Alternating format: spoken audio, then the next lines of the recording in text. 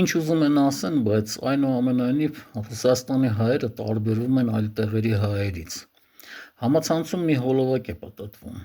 Թղթակիցը փողոցում զրուցում է մի աղջկա հետ։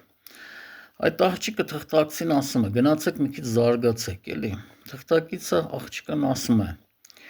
«Իսկ դուք զարգացած եք»։ Ասում է. «Իհարկե զարգացած եմ»։ Ասում է. «Ոնց իմացաք»։ Ասում է. «Ես Ռուսաստանից եմ»։ Սա որպես նախաբան։ Մի քանի օր առաջ մի նյութ էի տեղադրել, որ տաքսի մեքենայի մեջ վարորդը գրքեր էր վաճառում։ Գիրքն էլ 1000 դրամ։ Տարբեր մարդիկ մեկնաբանություններ էին գրում։ Երեկ մի աղջիկ Ռուսաստանից գրել էր մեկնաբանություն։ Պրոֆիլի անունը, ի դեպ, ռուսատառեր, ռուսական տառերով, եւ անունի մեջ էլ տառասխալ կար։ Մեկնաբանությունը հետեւյալն էր. «Էդ ձեր Հայաստանում այդ գրքերի համար 1000 դրամը նույնիսկ շատ է»։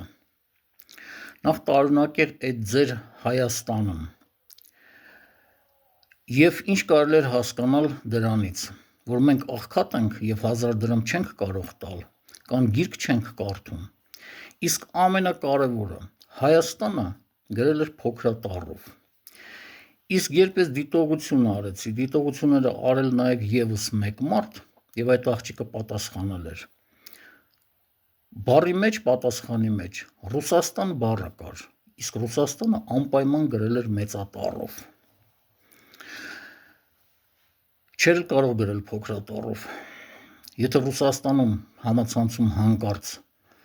Ռուսաստանը գրի փոքրատառով, երևի խնդիրներ կունենա։ Ռուսաստանը դարձել է այդպիսի պետություն։ Այնպես որ ինչքան շուտ հեռանան, այնքան ավելի լավ։